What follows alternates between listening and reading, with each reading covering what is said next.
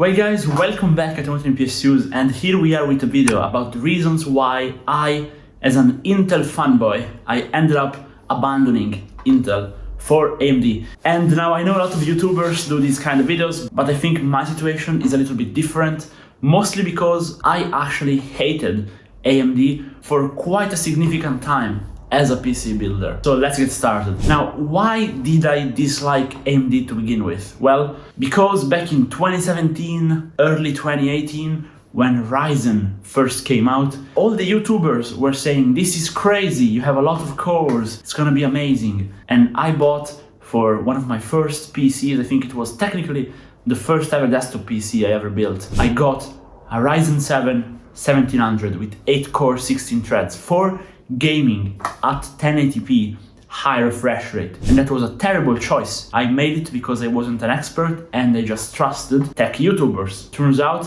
they probably just wanted to get a few extra views by being against the trends and recommending Ryzens, but that platform was absolutely plagued with problems. Again, I had stability issues. I couldn't run the XMP on my RAM. I had like a B450, I remember, and I switched to like 3 motherboards. The issue was still there. The turbo boost wasn't working. I tried overclocking it as I did with Intel, and that gave out issues as well. It was just terrible across the line, and the performance wasn't even that good because, I don't know if you remember, if you're young you probably don't, single thread on Ryzen 1000 series was just terrible. I mean, Intel, at the time it was the 6th and 7th gen, right after came out the 8th gen, they were just destroying single thread of Ryzen. I mean, we're talking like 30% higher out of the box single thread. So it was just terrible buying decision, terrible stability. The drivers were terrible. My Windows was crashing even though I wasn't doing any weird stuff. I was just installing updates and the drivers. And so I really disliked it. Couple that with just how bad FX series CPUs were. And I, as a PC flipper, was basically buying used older gen, second and third gen, like i5s, i7s, and they were working flawlessly from Intel. But I tried the FXs for a few times and they were just terrible value for money. And again, you know, with all the issues that like they told you they had a certain amount of cores, but it turns out they didn't have those cores. I mean, it was just terrible. That's why I disliked AMD. I was also a pretty big Intel fanboy because, again, older gen CPUs were just aging so well. You could just buy an older CPU, put liquid metal in the middle of it, like I've done in some of my older videos, and then just overclock it pretty hard, and you would get a CPU which wasn't far off at all from the current gen, and you can play even with higher end GPUs. So it was like super happy, stable platform, RAM was running smoothly, so I just liked it overall. And I have had Intel all the way until 11th gen. So I've had for a while a deleted with copper IHS i9 1900K. You have the videos on the channel with the copper IHS and the liquid metal, and that thing was a beast. By the way, I wanna start a healthy discussion down in the comments. So tell me what you think about Intel and about Ryzen in the past, okay? And also drop a like and subscribe to the channel. Then I got 10th gen, which still were great CPUs, but I think they started to be a little bit worse, meaning I had a few issues with XMP, but minor, still very good platform. Then I upgraded to the 1100K, but then the prices went up a lot for 12th, 13th gen, etc. But that's not the reason why I got Ryzen, because basically I skipped 12th gen because I just upgraded. I always buy the generation before the latest so I can save some money, basically. But then when I was building my new PC, which by the way, the full build is on the channel, and I was also motivating some of my reasons at the time, but this is kind of a review after 1 year of having Ryzen and being super happy. The reason that brought me to the switch was Gen 5 NVMe SSDs. So basically Crucial released their T700 Gen 5 drive, and now we also have the Team Group Z540 Gen 5 drive, amazing drive. I have it covered in one of my shorts. But basically these drives go to 12,500 megabytes per second, which is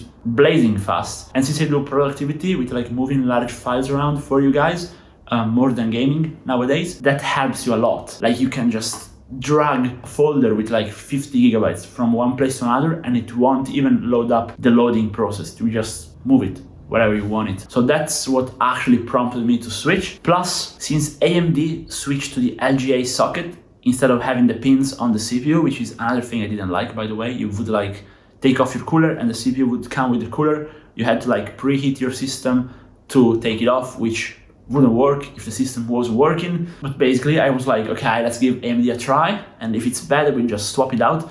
So I got a Ryzen 9 7900X, which is what I have in my system. And I've been super happy. So main issue with Ryzen 7000 when it came out was memory compatibility. So especially the Ryzen 7s had a lot of issues. You couldn't run EXPO at the 6000 megahertz, but now it's running smoothly and stable.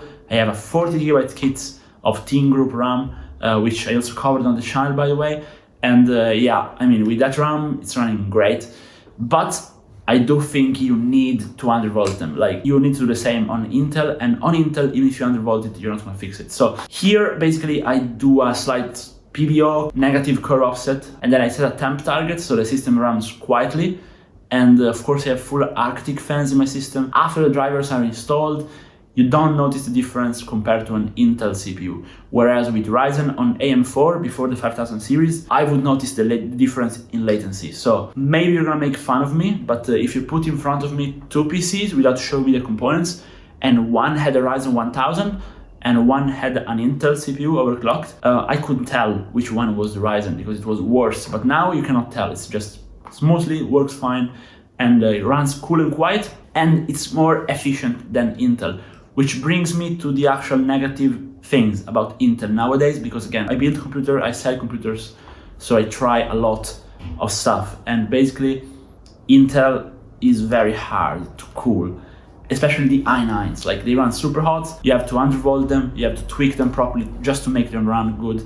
And even then, they are very high in power consumption, and I just don't like the architecture that much, to be honest. Plus, even Techie City made a video recently, but it's something I also noticed. Basically, a lot of 14th gen CPUs are just dropping dead because the reason is unknown, obviously, but maybe they run with too high voltage, or maybe they just have a little bit of a issue inside the CPU. So you end up having to downclock them or just do things. And I also don't like the boosting algorithm that much, which is also what steered me away from AMD in the beginning. But I think now PBO is close to being better than the very aggressive turbo boost option that Intel has. To sum the video up, I came to AMD for faster Gen 5 speeds because to date Intel doesn't have Gen 5 support fully compatible yet, but I stayed because of good performance, very good efficiency, very low noise. So let me know down below in the comments what you think about AMD, what you think about Ryzen's, and yes, I still dislike AMD GPUs. I only like them when they are older, which is why I have a few videos about BIOS modding an RX Vega 56, which I think is the best value card on the low end in 2024 at the moment. AMD CPUs, they've come a long way.